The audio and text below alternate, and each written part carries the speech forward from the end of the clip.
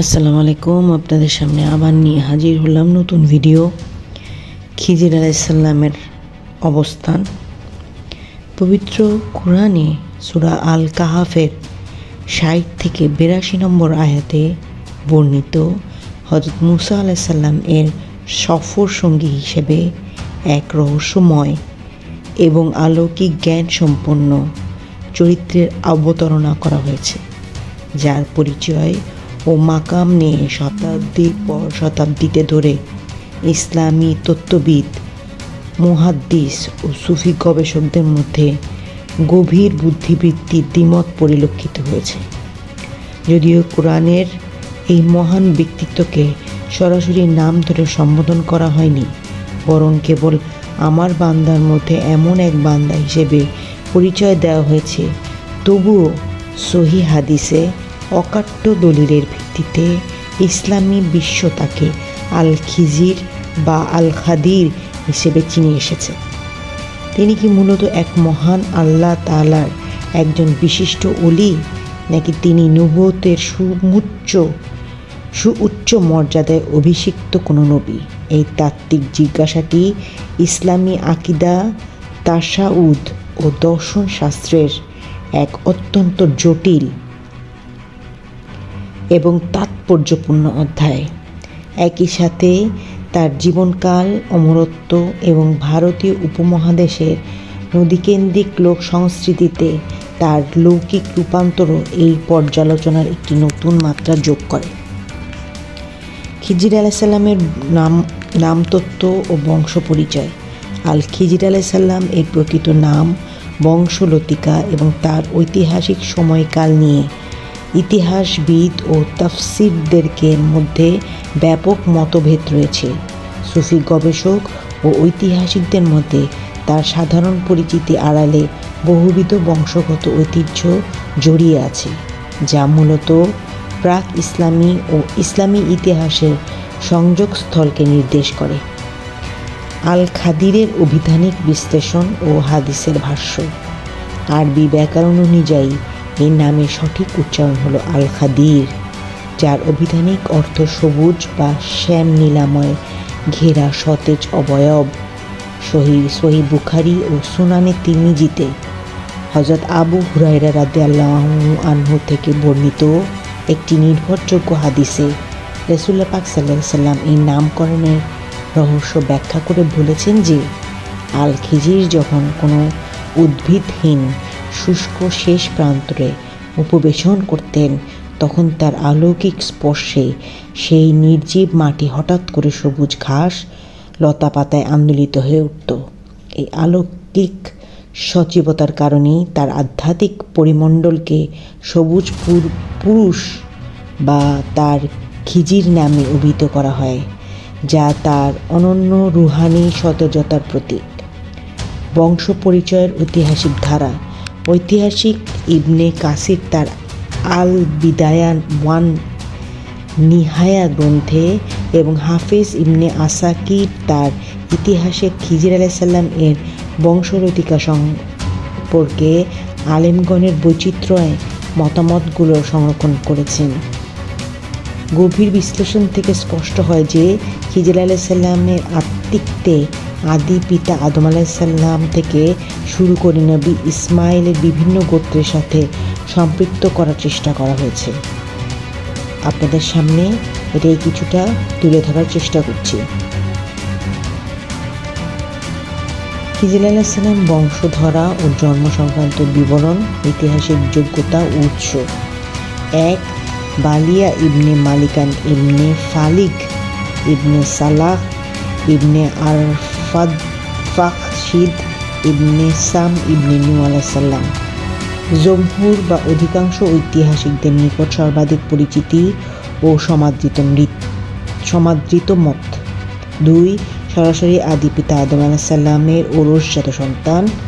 ইবনে আব্বাস রাদিয়াল্লাহু আনহুর সূত্রে দ্বারা কুতনিতে দুর্বল সনদে বর্ণিত। ৩. আদম আলাইসাল্লামের পুত্র কাবিল বিন আদম এর বংশধর। আদি ঐতিহাসিক যুগের একটি অপ্রধান ও দুর্বল মতভেদ। ৪. মুয়াজ্জাম বিন মালিক বিন আবদুল্লাহ বিন নাসার বিন আল আজাদ প্রাচীন আরব ঐতিহাসিকদের একাংশ দ্বারা বর্ণিত বংশধারা।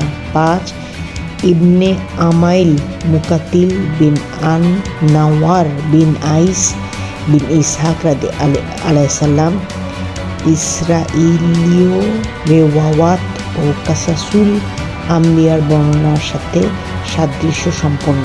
6 হযরত মুসা আলাইহিস সালামের ভ্রাতা হযরত হারুন আলাইহিস সালাম এর গোত্রীয় একজন বংশধর বনি ইসরায়েলের ইতিহাসের প্রেক্ষাপটে উদ্ভাবিত মতামত। পারস্যের এক বিশ্বাসী রাজপুত্র যিনি ব্যাবিলনের থেকে ইব্রাহিম আলাইহিস সালামের সাথে হিজরত করেছিলেন। ঐতিহাসিক আল-তাবারি এবং ফার্সি সুফি সাহিত্য বর্ণিত উপাখ্যান। ধর্মতাত্ত্বিক অবস্থান ওলি নাকি নবী। খিজির আলাইহিস সালাম এর মূল ধর্মীয় মর্যাদা নির্ধারণের ক্ষেত্রে ইসলামী স্কলারগণ দীর্ঘকাল ধরে ধর্মীয় বিতর্কে লিপ্ত হয়েছেন। একদল আলেম তাকে আল্লাহর মনোনীত একজন নবী হিসেবে গণ্য করেন, অন্যদিকে অন্য দলটির মতে তিনি ছিলেন আল্লাহর একজন অত্যন্ত উচ্চ স্তরের ওলি বা কামেল বান্দা। নবুয়তের পক্ষে অকাট্য শাস্ত্রীয় প্রমাণসমূহ। ইসলাম শরীয়তের অধিকাংশ ক্লাসিক্যাল মুহাদ্দিস এবং তাফসীরকারক, যার মধ্যে ইমাম আল-নববী, ইমাম আল-কুরতুবী, আল-খাত্তাবী এবং হাফিজ ইবনে হাজার আসকালান অন্যতম, খিজির আলাইহিস সালামকে একজন নবী হিসাবে সাব্যস্ত করেছেন। তাদের এই সিদ্ধান্তের পেছনে মূলত পবিত্র কোরআনের শব্দচয়ন ও গভীর যৌক্তিক বিশ্লেষণ কাজ করছে। 1 ওহী চূড়ান্ত বাধ্যকতা বনাম ইলহামের সীমানা। খিজির আলাইহিস সালাম কর্তৃক নিষ্পাপ শিশুটিকে হত্যা করার ঘটনাটি কোনোভাবেই সাধারণ বিলায়ত বা সুফিদের আধ্যাত্মিক উন্মোচন ও অন্তর্দৃষ্টির দ্বারা বৈধ হতে পারে না। ইমাম আলী আল-কালি তার মিরকাতুল মাফাতিহ গ্রন্থে অত্যন্ত সুস্পষ্টভাবে উল্লেখ করেছেন যে কোনো অলির পক্ষে কেবলমাত্র নিজের মনের অনুপ্রেরণার উপর ভিত্তি করে শরীয়তের অকাট্য বিধান লঙ্ঘন করা এবং কোনো নিষ্পাপ প্রাণ হরণ করা সম্পূর্ণরূপে অসম্ভব এবং নিষিদ্ধ। অলি ব্যতীত ইলহাম কখনোই শরীয়তের প্রকাশ্য হালাল হারামের সীমানাকে রদ বা শিথিল করতে পারে না। সুতরাং এই চরম পদক্ষেপটি নিশ্চিতভাবে আল্লাহর সরাসরি প্রত্যাদেশ বা ওহীর ভিত্তিতে সম্পূর্ণ হয়েছিল, যা কেবল একজন নবীর ক্ষেত্রেই সম্ভব। মুসা আলাইহিস সালাম এর মতানুযায়ী তাত্ত্বিক পার্থক্য। যারা খিজির আলাইহিস সালামকে ওলি সাব্যস্ত করার জন্য মুসা আলাইহিস সালামের মাতার নদীতে শিশু ভাসানোর ঐতিহাসিক ঘটনাটিকে ওহীবিহীন কাজের উদাহরণ হিসেবে পেশ করেন, তাদের যুক্তি খণ্ডন করে ইমাম আলী আল-কারি বলেছেন যে মুসা আলাইহিস সালামের মাতার কাজটি ছিল চরম জীবন সংকট এবং নিরুপায় অবস্থায় ফল। কোনো নিরুপায় পরিস্থিতিতে সন্তানকে বাঁচানোর সম্ভাব্য চেষ্টা করার জন্য বিশেষ ঐশী ওহীর প্রয়োজন হয় না, কিন্তু অপর একটি জীবন্ত শিশুকে শরীয়তের প্রকাশ্য দণ্ডবিধি ছাড়া হত্যা করার জন্য নিশ্চিত ওহীর প্রয়োজন অনিবার্য, যা কেবল নবুয়তের সাথেই খাস। আজ এই পর্যন্তই। বাকি ভিডিও আপনাদের সামনে পরে আবার নিয়ে আসবো। সে পর্যন্ত আমার সাথেই থাকুন, শেয়ার করুন, সাবস্ক্রাইব করুন আর ফলো করুন এবং বেল আইকনে ক্লিক করে আমার সাথেই থাকুন। মোটিভেটেড করতে অনেক অনেক ধন্যবাদ আপনাদেরকে, যার জন্য আমি নতুন নতুন ভিডিও নিয়ে আসার চেষ্টা করি। ক্ষমা করবেন ভুল ত্রুটি হলে। আমিন সুম্মা আমিন।